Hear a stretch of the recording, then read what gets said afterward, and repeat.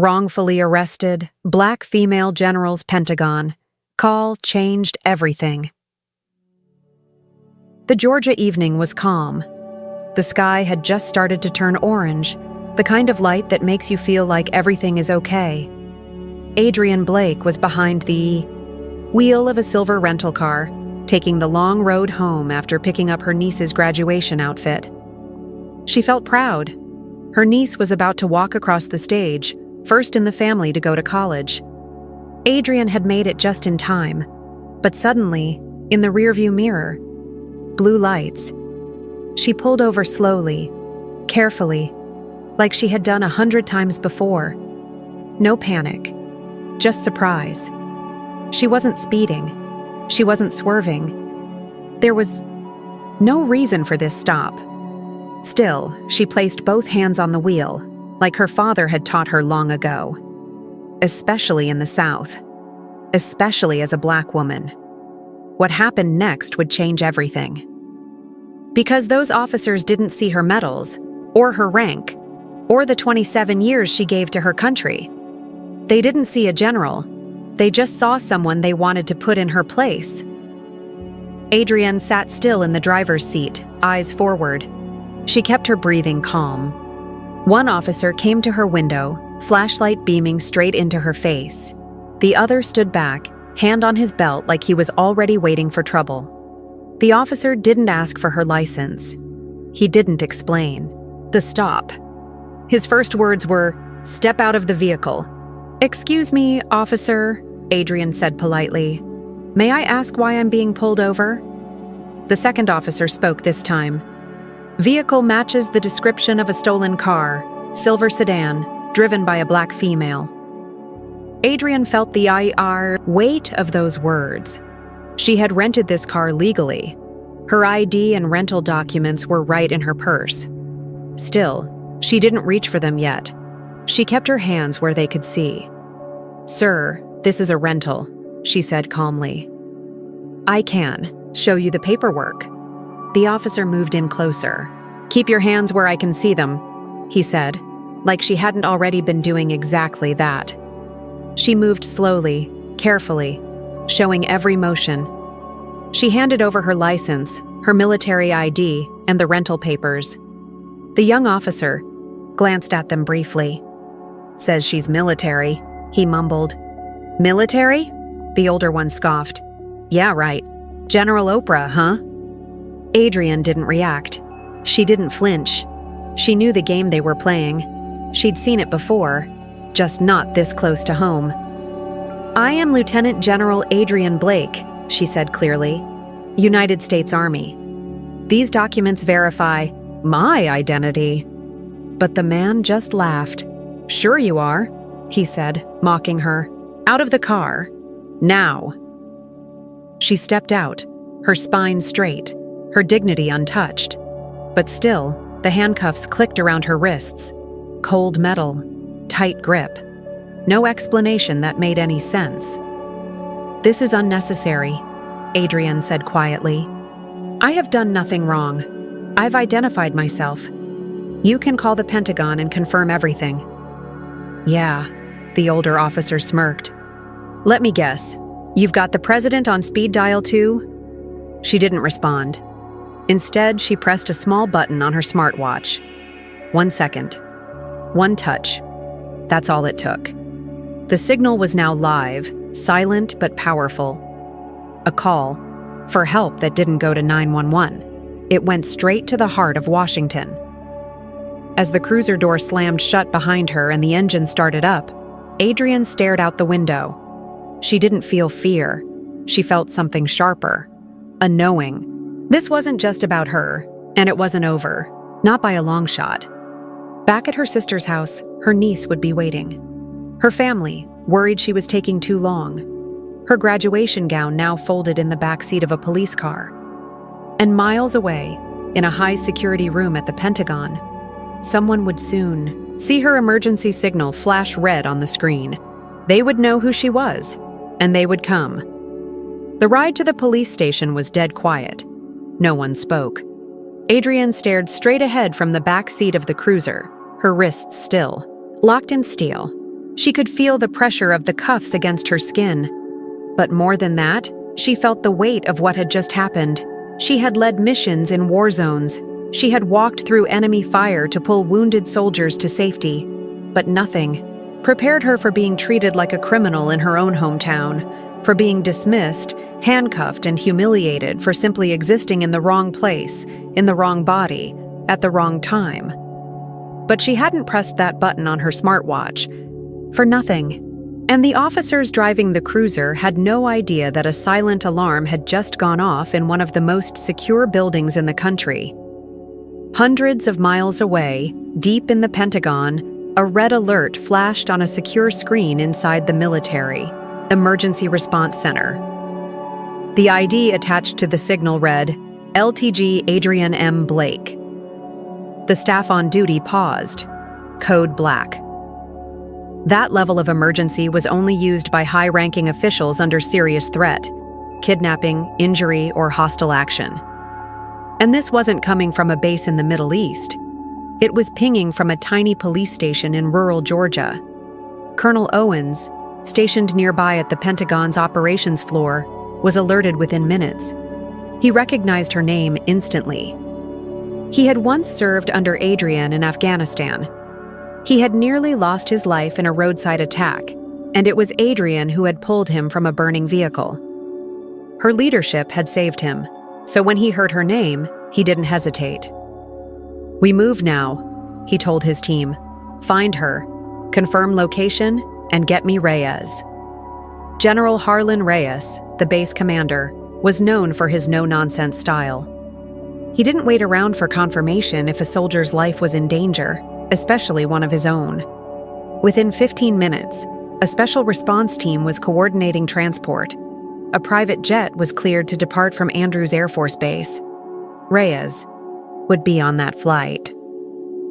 Back in Georgia, Adrian was led through the doors of the small-town police station. The fluorescent lights above buzzed faintly, casting a cold glow over the chipped floor tiles. The desk sergeant barely looked up as the officers brought her in. "What's the charge?" the sergeant asked lazily. "Suspicion of vehicle theft?" "Resisting and failure to cooperate," Mitchum said confidently. Even though none of that was true, Adriana didn't argue. She stood quietly, calmly. Her silence wasn't weakness, it was control. They took her fingerprints, snapped a mugshot. Someone snickered as they handed her a form to sign. "Big titles don't mean much here," one officer said, just loud enough for her to hear. A young female officer, newer, quieter, watched from behind the desk. Something didn't sit right. The woman being booked wasn't yelling, wasn't combative, wasn't causing a scene. She was composed, steady, and the tattoos on her forearm weren't random. They were clean, official, military, special forces, Army Ranger. The younger officer felt her stomach twist. Could this woman really be who she said she was? In the back of the station, Adrian was placed into a holding cell. The metal door clanged shut behind her. She sat down on the hard bench and closed her eyes, centering her breathing. She wasn't afraid. But she was angry. Not for herself, for what this meant. For every young girl in this country who might grow up, work twice as hard, serve with honor, and still be reduced to a stereotype because of their skin color. But something was happening. Outside the four walls of that holding cell. The video from the traffic stop, the one recorded by the young man passing by, had been uploaded to social media just an hour ago. Now it was spreading fast. Thousands of shares. Thousands of comments. She didn't even resist. Is this what we've come to? That's a general. Nobody knew her name yet, but they would soon. At her sister's house, Adrian's, niece sat on the couch scrolling through her phone. She froze when she saw the video. She recognized the car, the clothes, the face. "Aunt Addie," she whispered. Tears welled up in her eyes. She ran to her mother. "Mom, look. Something happened to her." They tried to call Adrienne's phone, straight to voicemail. The worry turned into fear. The fear turned into something worse. But before they could spiral, a call came in, from a blocked number. "This is Colonel Owens. Is this the home of Lieutenant General Blake?" Tanya's hands shook as she held the phone. "Yes. Is she okay?" "We're en route. We're bringing her home." And from that moment on, the story would no longer be local, because the Pentagon had heard the call. The public was watching, and justice was waking up. This was no longer just a traffic stop. It was the beginning of something much bigger. The small-town police station in Ashwood, Georgia, still felt like it was living in another decade. The walls were faded, the radios crackled with static, and the people inside had no idea the world outside was changing by the minute. Adrienne. Blake sat alone in the holding cell, the cold bench pressing into her back. Her wrists still showed red marks from the cuffs. Her watch, the one that had silently sent her distress signal, was back in her property bag, just a few feet away, but out of reach. She closed her eyes, not to sleep, not to escape, but to remember. That's how she'd trained herself over the years. Go inward when the world tries to take something from you. This wasn't the first time she'd felt unseen. It wasn't the first time she'd been underestimated, but it was the first time she'd been treated like a criminal by people who swore to serve and protect. That part hurt differently. The desk area was quiet now. A few officers moved around, talking, low, drinking bad coffee. Mitchum leaned back in his chair, acting like he'd just won something. But across the room, someone was paying attention. The young female officer, her name stitched neatly on her uniform but ignored by most of her peers, watched the whole thing unfold. From the moment Adrienne had been dragged in, something hadn't sat right. She had seen angry people brought in, drunk people. People who fought and spit and shouted. Adrienne wasn't like that. She had said maybe a dozen words the entire time, but every word carried weight. And those tattoos, the ones just barely visible on her arm when she rolled up her sleeve to fingerprint, they weren't decoration. They were earned. Ranger tab, Special Forces insignia, campaign service marks from places most people couldn't point to on a map. This woman didn't just say she served, she lived it. "Hey," the young officer whispered to another deputy on the late shift. "That woman in holding? You really think she made all that up?" The deputy shrugged. "Mitchum says she was mouthy and gave fake ID. That's all I know." But that wasn't all. Not anymore. Outside, the story was moving faster than anyone inside the station realized. The video filmed earlier had now been seen over 300,000 times. Shared by a few popular accounts, it was making its way through news networks, activist pages, and veteran communities. People were asking, "Who is this woman?" At her sister Tanya's house, the front porch light was still on. Inside, the living room was filled with anxious silence. The TV was on, but no one was watching it. Tanya was pacing. Autumn sat on the edge of the couch, phone in hand, refreshing social media over and over again. "She has to be okay," Autumn whispered. She's Aunt Addie. She's a general." And that's when the second call came. This time, it wasn't from a blocked number. It was from a name Tanya didn't recognize, but the voice on the other end sounded like someone used to giving orders. "This is General Reyes," the voice said. "We are minutes out. Please stay put. We'll need to speak with you when we arrive." Meanwhile, back inside the station, things were shifting. The phone at the front desk rang. A call from someone claiming to be with the Department of Defense. The sergeant rolled his eyes and passed the message to Mitchum. "They're asking questions about the woman in holding," the sergeant muttered. Mitchum waved it off. "Probably another crank. She's not special." But he was wrong. 10 minutes later, another call came, this time from someone much higher up. Then another. Then a third. Something was happening. And Officer Nia, the quiet one who had been watching all night, knew she had to make a choice. She walked past the holding cell slowly. Adrienne looked up, their eyes meeting. For just a second, neither said a word, but Nia saw it. That calm, that strength, that fire, held in check. That was not someone pretending. That was someone who had carried real weight in the world. And Nia made a decision. She didn't tell anyone. She just stepped outside to the parking lot, pulled out her phone, and started searching. Adrienne M. Blake, U.S. Army. The results came fast. Photos of her in uniform, articles about missions, awards, speeches, Senate appearances. One headline read, "Army's Quiet Warrior receives second star." Her heart sank.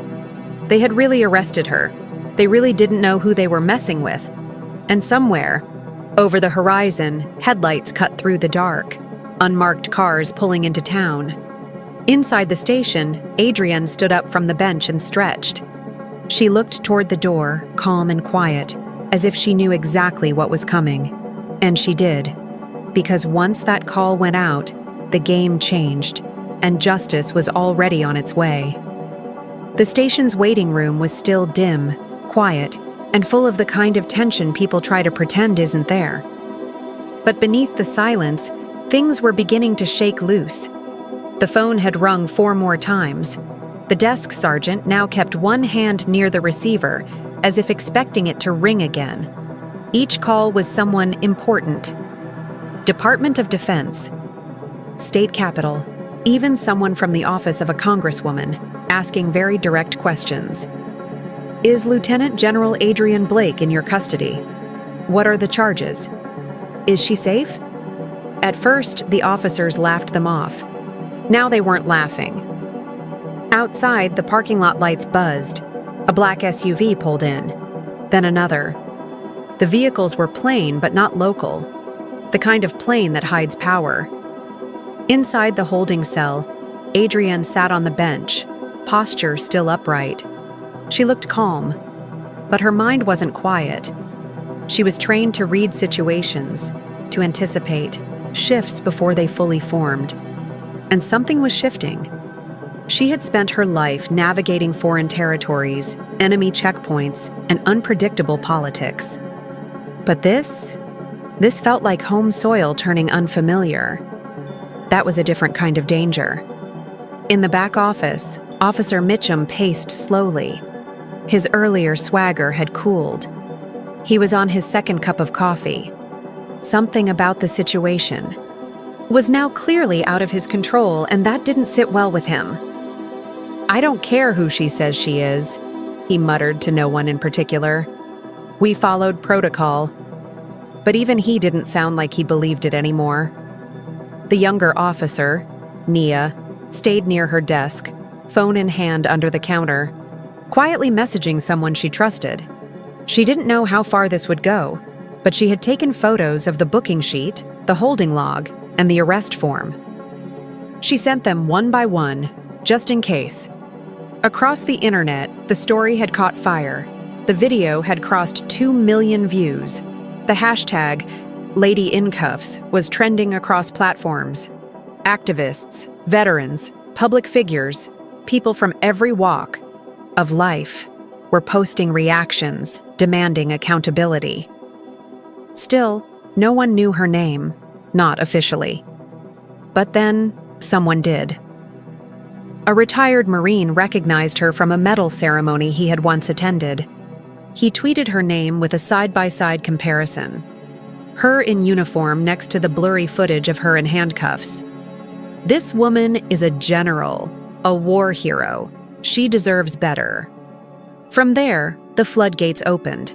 Her name started appearing in captions and headlines.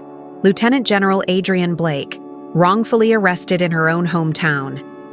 It didn't take long for major news networks to pick it up. Breaking banners crawled across screens. Decorated Army general arrested in Georgia. Photos of her in combat gear flashed next to the footage of her being led to a cruiser. The contrast was jarring. And at her sister's house, Tanya stared at the screen, hand over her mouth. Autumn sat beside her, fists clenched, eyes burning. A knock came at the door. When they opened it, General Reyes stood there, tall, composed, flanked by 2 officers in dark uniforms. His face was serious but respectful. "Tanya Blake?" "Yes," she whispered. "I'm here for Adrienne. We're getting her out." Meanwhile, back at the station, the power dynamic shifted in real time. A plainclothed agent stepped through the front door, calmly flashed federal ID, and asked one question. "Where? Is Lieutenant General Blake?" The officers froze. Even Mitchum paused, suddenly unsure of the ground he stood on. He opened his mouth to speak, but the agent didn't wait. "Cell 4, Naya said quietly, before anyone else could respond.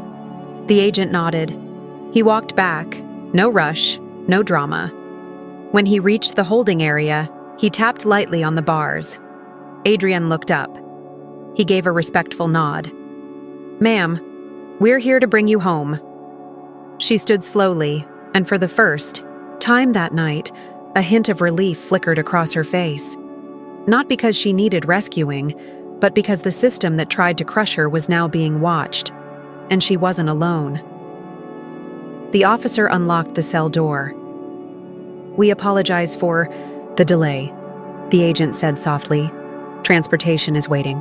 Adrienne picked up the small plastic bag of her belongings and followed him out.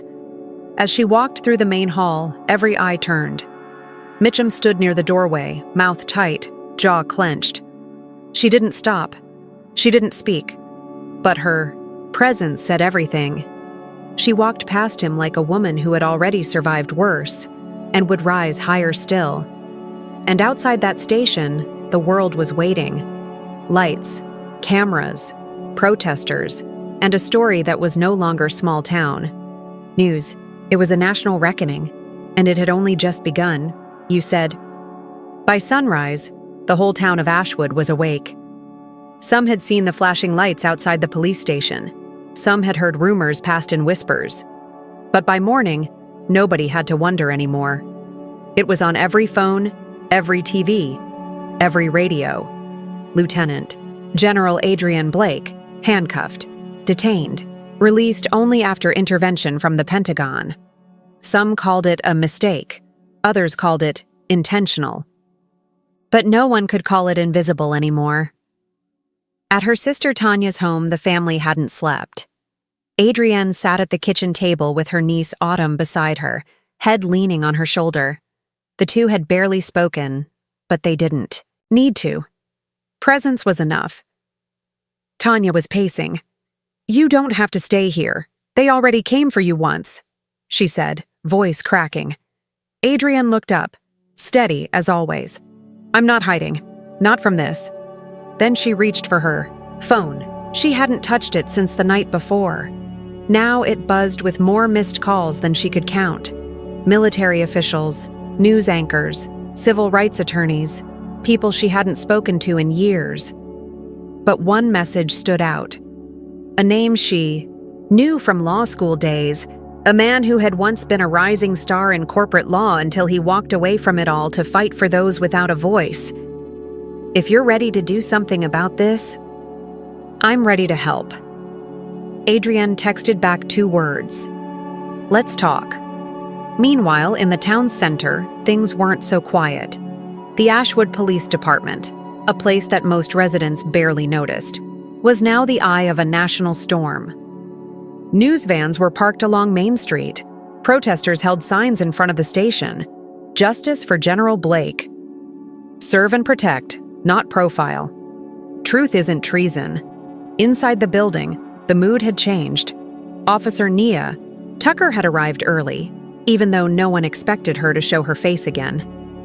She walked past her coworkers, all suddenly too quiet, too polite. She didn't care. She had downloaded the video footage from the body cam logs before they got mysteriously deleted. She had printed her notes.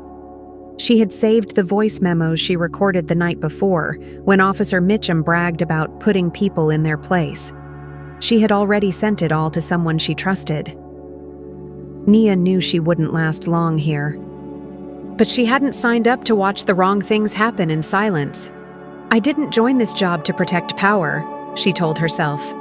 I joined to protect people. Across the state line in Atlanta, civil rights attorney Jermaine Cole sat at a large wooden table in his law office, documents spread in front of him. He was reading every detail of Adrienne's arrest, the footage, the booking form, the officers, prior records, the body cam audio Nia had sent in secret. It was clear this wasn't just a bad stop. It was a pattern. Officer Ray Mitchum had 3 previous complaints for excessive force. All buried, all forgotten, until now. This isn't just one officer, Cole said to his team.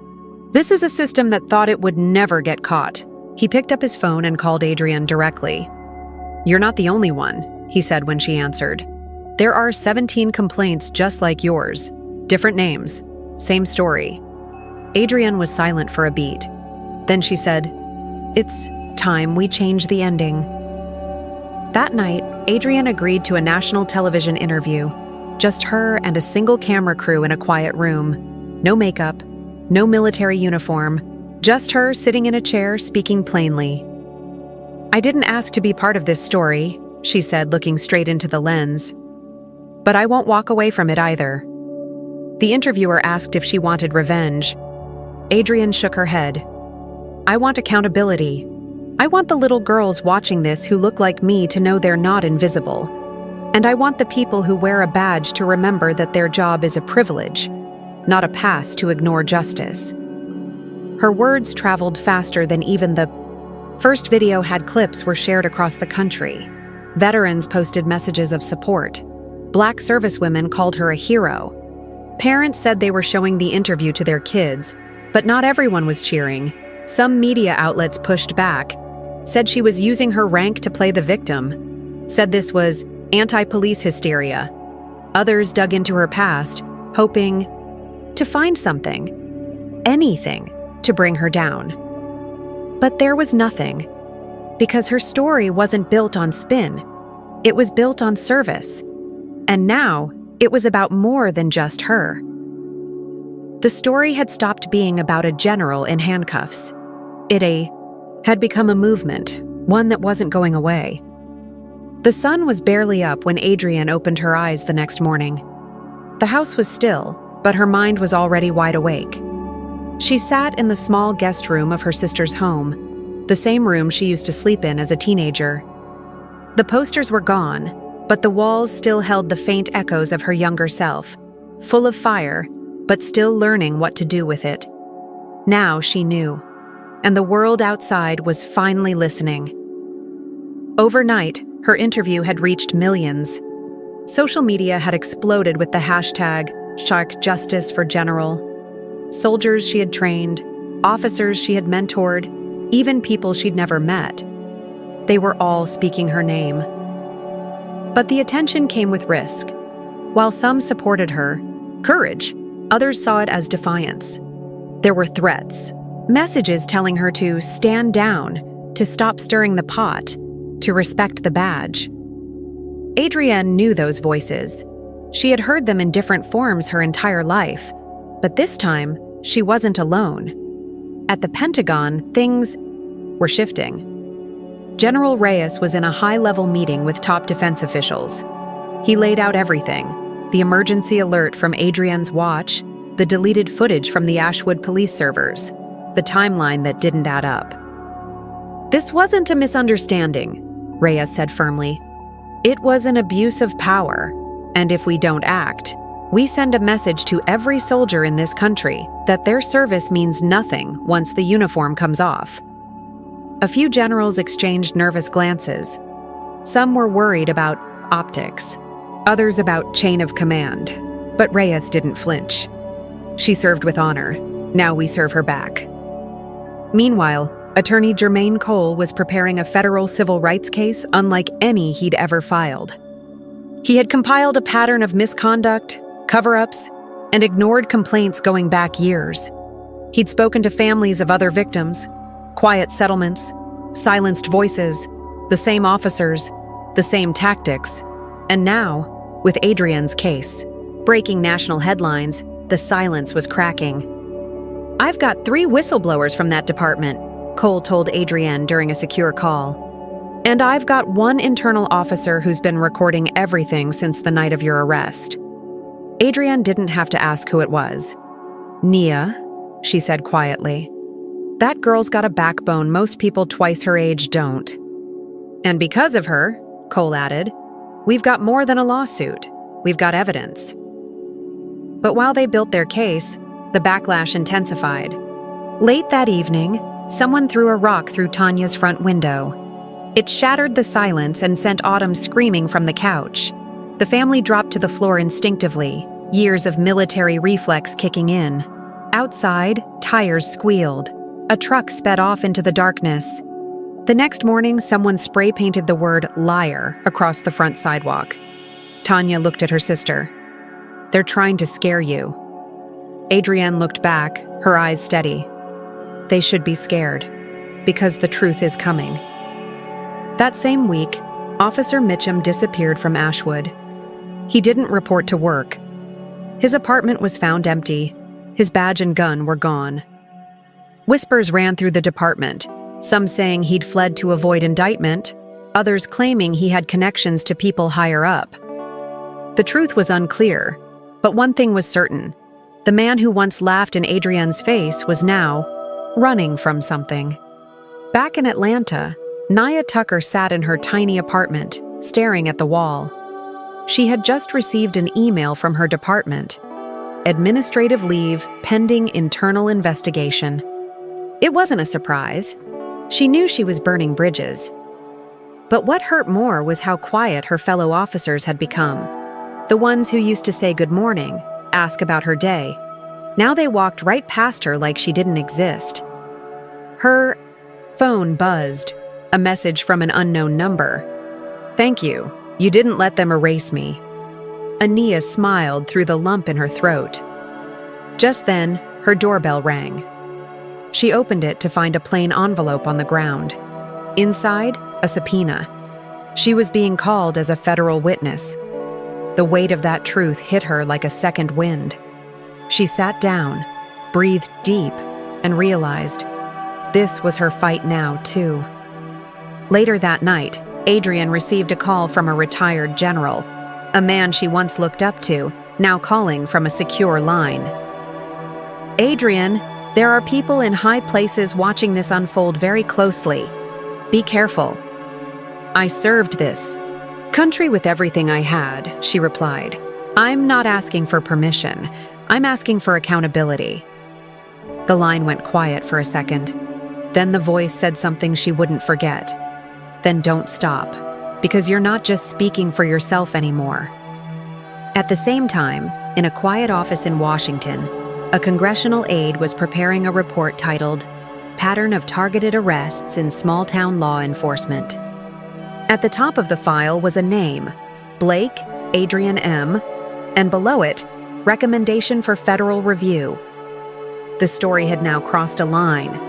It wasn't just a legal case. It wasn't just about race or rank or a small-town arrest. It was about power. About who has it, who abuses it, and who dares to speak up against it. Adrienne had made her choice. She wasn't backing down. And neither was the country that now stood behind her. The fight wasn't over. But the silence was, and that alone, was victory in motion. 3 weeks had passed since the night that changed everything. Ashwood, Georgia, once a quiet dot on the map, now carried a name tied to national headlines, federal lawsuits, and one woman's stand for dignity. And at the heart of it all was Adrienne Blake, calm, composed, unshaken. She had faced the military's toughest battles overseas, but nothing had prepared her for the one she fought in her own backyard. The legal case was now moving swiftly. Jermaine Cole had filed the lawsuit in federal court, a civil rights violation case against the Ashwood Police Department, Officer Mitchum, and multiple town officials who had covered up complaints or failed to act. The supporting evidence was overwhelming.